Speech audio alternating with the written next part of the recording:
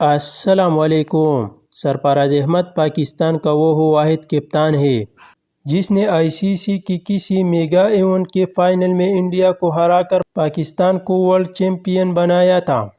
ایک ہی بندہ جس نے ابھی تک نہ تو ٹیم کے خلاف اور نہ ہی بابر اعظم کے خلاف کوئی برے الفاظ استعمال کی، وہ ہے سرفراز احمد۔